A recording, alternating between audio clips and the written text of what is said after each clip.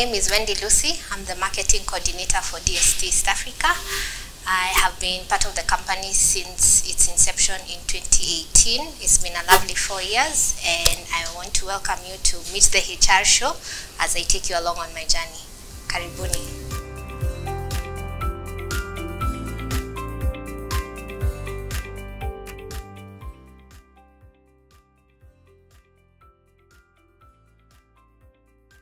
Hi Wendy.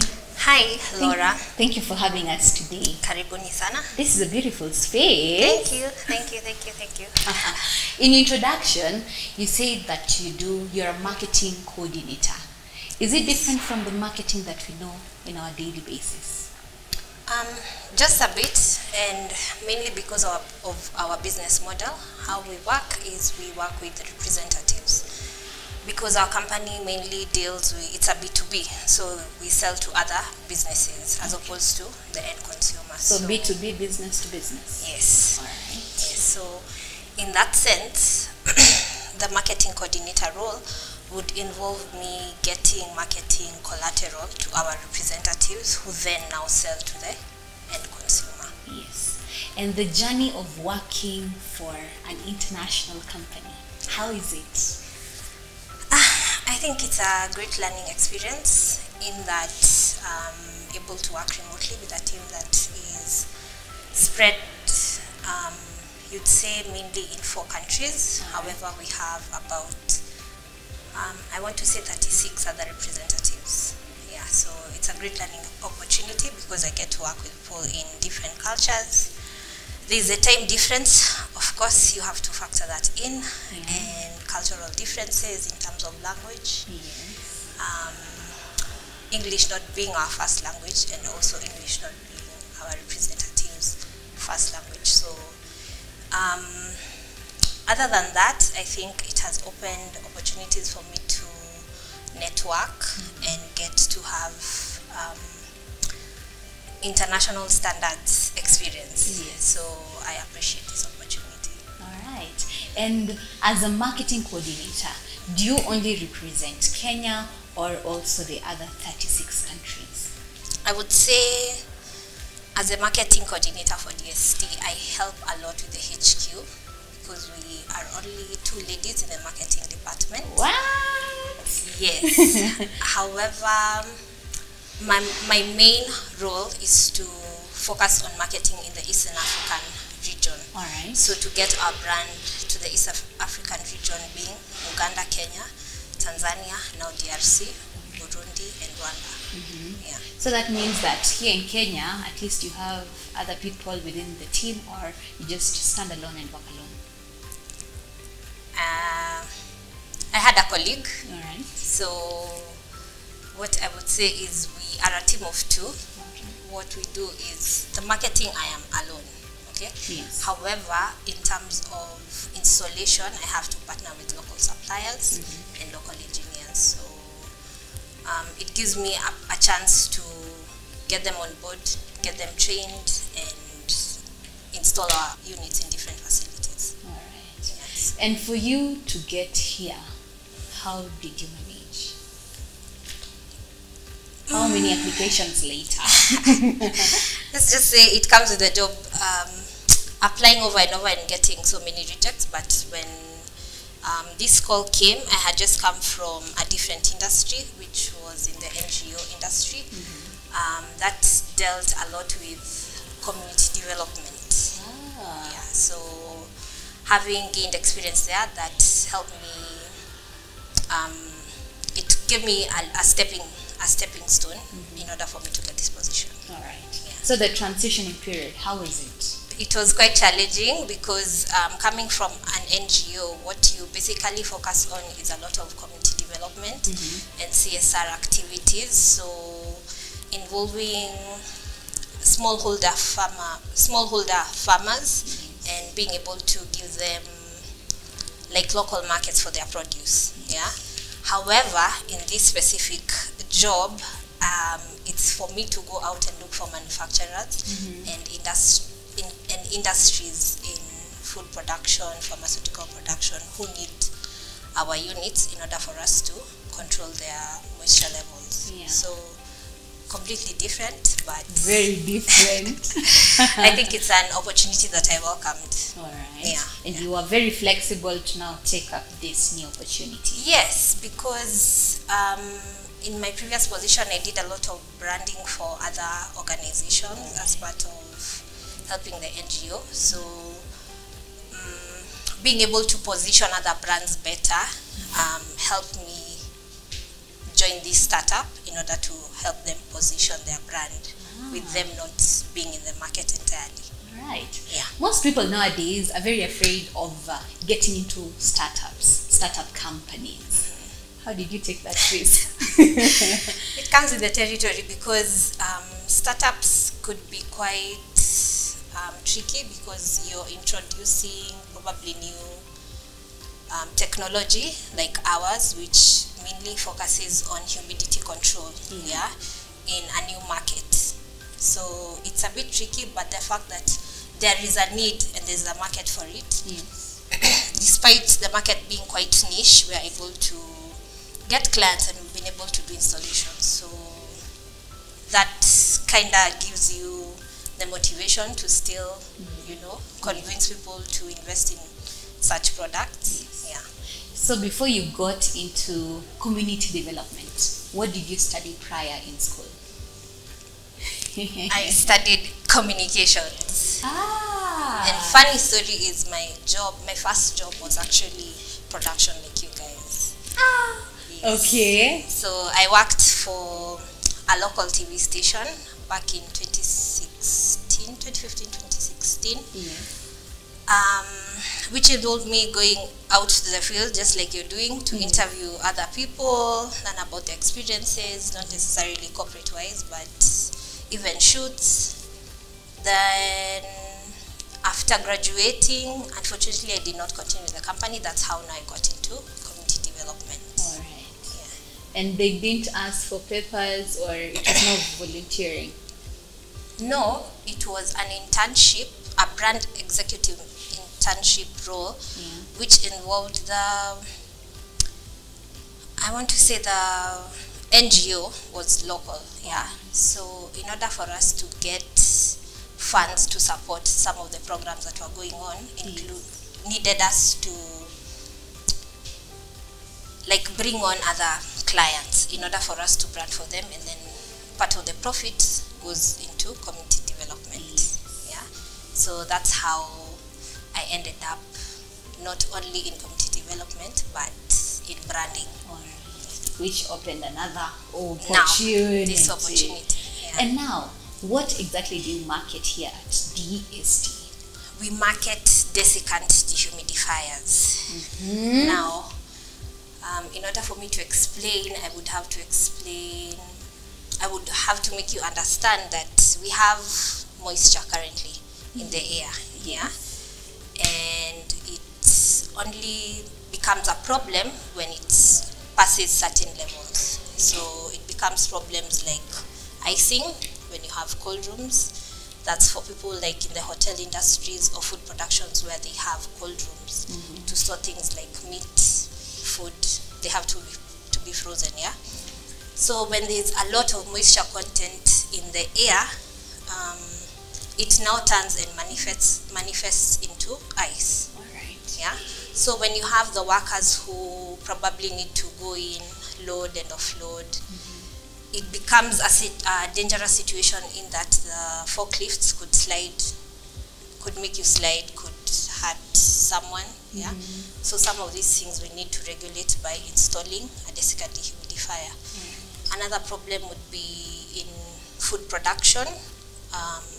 You start seeing things like mold growth on food products like cheese, dairy, or you get to see people who deal with powdered products, they start clumping up.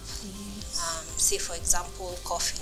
Coffee is highly hygroscopic. So what happens when you're producing coffee, you have to have certain levels of RH that are maintained. RH?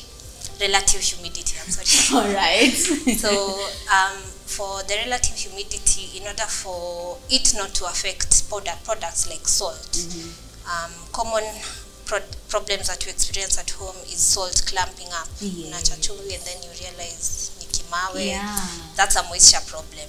Oh. Yeah, so you can imagine the industrial scale, the kind of problems that they have. In order for them to sell some of these products, they have to be powdered, yeah, in order to meet especially international standards. Sure. Yeah, so we help alleviate some of these problems. Okay. And with that whole knowledge, did you go for training or this one, learning the job, please?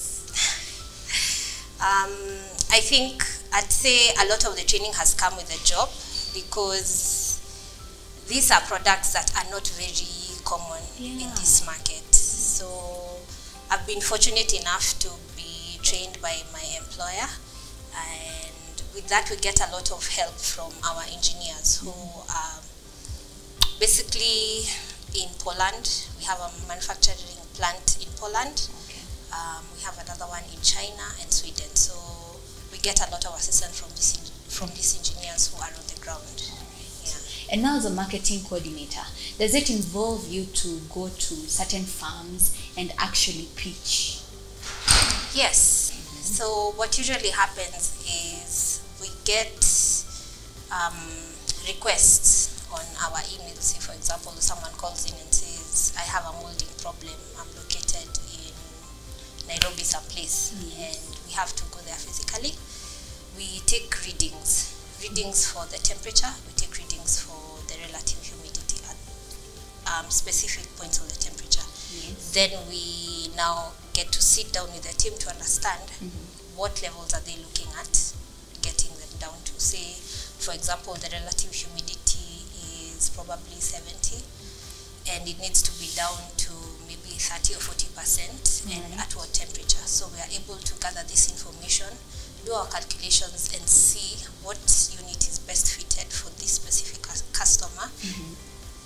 Then we send the information back to our engineers. Our units are not off the shelf, so they have to make customizations. Once that is done, once we get the order correct, the unit is made, then we now start handling the shipping. All right. And how long did it take you to actually understand the certain products that you have and also the market itself? I think it's a learning process, because it's not a one solution that fits all. Yes. You might find our customers in the pharmaceutical industry do not use the same machine as people who are in the food production industry. Yes. So, like I said, we heavily depend on the readings of not just our engineers, but the client also. We need to understand, because most of our clients have already built these facilities. Yes. So we come now to install a specific unit. Yes. So we have to get information in regards to the sizing of the room, the kind of levels they're looking at. Yeah. So it's a lot. It's a lot of back and forth. Yes. And a lot of collaboration, but in the long run, I think it's an investment that I would welcome. Yeah. And you mentioned that you've been getting training from your employer. So is the training one-on-one or is it just online? We actually have trainings for like local contractors who we work with. They come on board and we get our team here. Yes. Then they are able to do the trainings locally. And now that COVID has been lifted, we are able to do trainings in our HQ. So depending on the kind of representatives that we have, we invite them over. Okay. And in this market, do you have competitors, or it's clear, it's very open? Of course, we have competitors. Do they have a local presence? I'd say we are the ones who are actually on ground. Yes. When you come to Nairobi Garage, promenade, you always find us. And what are some of the strategies that you have used to actually sell these products? So first of all, being a B2B kind of really affects the kind of advertising that we use. Yes. We tend to sign up for like memberships with associations, Such as? Kenya Association of Manufacturers, where we are able to target the specific members of certain groups. Yes. We also work a lot with Food World Media, where they get people who are focused in the food manufacturing industry. So in order for us to narrow down on our clients, where we join such organizations, partner with them, we advertise when they have events, we train, we make presentations. So that's one, joining associations. Second, of course, advertising online via LinkedIn and Google Ads, because our market, like I said, is quite diverse, but you'd also say quite niche, because we serve very specific people. Yeah. And do you, like, for homes? Currently in East Africa, we are focusing on industrial units. Okay. So these are units that are used by manufacturing plants. We have not established the market for the small ones, which we call refrigerant dehumidifiers, because we sell desiccant dehumidifiers, which are mainly now for industries and not home use. And can you remember one memorable strategy that increased the sales? I'd have to say retargeting our website visitors. Like I said, industrial units might come with an industrial price, meaning it is an investment. Yeah, it's not something that you would walk in and out of a supermarket or over a the reseller. counter. Yeah, so it's something that takes time. You'd say projects take up to 3 months to complete. Yes. Yeah, from the initial stages of design all the way to implementation and installation. So being able to specifically target our website visitors over and over again gives them the assurance that this is a brand that is physically available in Kenya. Yes. Yeah, they are a phone call away. All we need to do is now show them the benefits of our units and take them through the whole process. One would imagine, because now you serve East African region, it would involve lots of movement from one country to another, and it comes with the factor of fatigue. Now, how do you deal with that? I'd say with COVID has really affected quite a few things. All right. Yeah. Before, we used to get a lot of calls between us and Tanzania especially. Okay. So we used to go a lot, and such excursions are fun, not only work. Yeah. You get to experience certain cultures, visit your neighboring countries and get to learn about their exporting and trade laws. So it's like an enlightening experience. However, now the fact that we had COVID, it limited some of these travels. So we are hoping that now that we'll be back full force. We go back. Yeah. And now, as a marketing coordinator, when you're on the ground, are there certain things that you look at so that the next time when you're making a strategy, you use such information to better up your pitches? Generally, for marketing and digital marketing right now, we know we need to understand like keywords and things that will necessarily attract your audience. Yeah. All right. The fact that we do not serve one industry, you go to like a seed storage company, and you get to understand the kind of problems that they are experiencing. And some of these installations, we get references from our HQ. Yeah, so we are able to understand different problems that our different clients are undergoing. And this is important in that when you go to present to another at another potential clients, you have a reference point. Yeah. So what I basically look out for is the key issues that I can pick from one specific client and that can be applicable to the next. And that involves lots of training, Bado. Lots of training, lots of consulting. Okay. Yeah. So consulting from the departments that you work with, the engineers, or how does it go? Yes, we work a lot with our engineers, and not forgetting the contractors who will get to do the final installation. Because once the machine is here, we don't do the installation ourselves. We have to get a local contractor to do the installation for us. And now, people always, most of the time on LinkedIn, are looking for international companies where they can start working with. How did you land to this one? I applied via LinkedIn. Okay. I was called in for, I want to say, 2 interviews. How are they? They were quite grilling, considering. I want to say this is the first company that I'm working with international colleagues. Yeah. So it's not the usual Kenyan you get to just interact with physically. Yeah, physically, and there was a lot of online interviews, and then it also took quite some time before they got back to me. Did you give up at a certain point?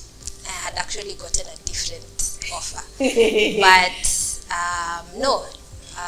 I think once you get to see the kind of value you're coming to add, it makes it all worth it, despite it being grilling, despite it being, despite them taking time to call me back. I think it was still definitely worth it. Nice. From the companies that you have worked for before and now working for an international company, is there a difference or the experience is the same? No, there's definitely a difference.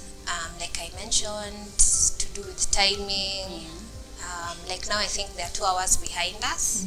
So you find sometimes you have something that's quite pressing and it's not at that time to wake up. So you have to deal with that. You have to handle with the client first before they catch up. Then, is there anything else really? Language or? Well, I want to give props to my colleagues because the lady that I work with speaks about 7 different languages. 7? Yes. Wow. So, not entirely. Maybe you'd say dealing with representatives who come from quite remote areas, like the remote areas of China. There's definitely that language barrier, but there are things that are minor that you just have to find a way of dealing with them. Yes. And moving forward. Nice. And working here for close to 4 years, remotely, how's the experience been for you? It's thrilling in that able to go between the office and home, and also visiting clients in the field. Okay. So it's definitely a different experience from just regularly reporting to office and sitting there.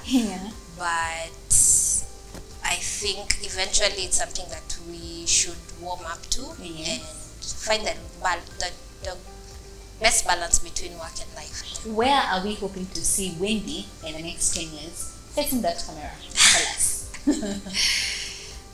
Manifestation. Hey, this is the time. I want to say, let's start with 5 years. Hopefully DST will have established some kind of redistribution channels in East Africa. That would be in 5 years, and probably in the next 10 years, me being a consultant within the HVAC, a credible consultant within the HVAC industry. HVAC is heating, ventilation, and air conditioning. So that means that hopefully you will advance in terms of masters and go to that area. Yes. Are we in the process? I have my degree, but I'm looking towards getting my master's and hopefully some more training in regards to HVAC, because I think essentially this is something that I see myself doing long term. All right. And is there a certain course that you can pinpoint and say when someone decides to do that in their undergraduate or their diploma, they can see themselves opening up to such fields? I think you can end up here in more than one way, because you could be a quality assurance manager, you could be a mechanical engineer, you could be a marketer like myself. So it all comes down to aligning yourself with whatever company you're working towards. All these companies need different employees. So in whatever field you focused on, how does it align to your employer or potential employer? All right, thank you for having us. This has been a beautiful conversation, and the fact that you have enlightened young people who are undergoing or they're undertaking the undergraduate, they know that there is still hope. There is. And there are other fields they can explore. Definitely. Don't limit yourselves. Now we have a lot of digital, careers. So if you can get some kind of remote job, just helping out basic admin work online, it's a stepping stone. We start from somewhere. Nice. This has been Meet the HR Show with me, Laurnell. Until next week, bye-bye.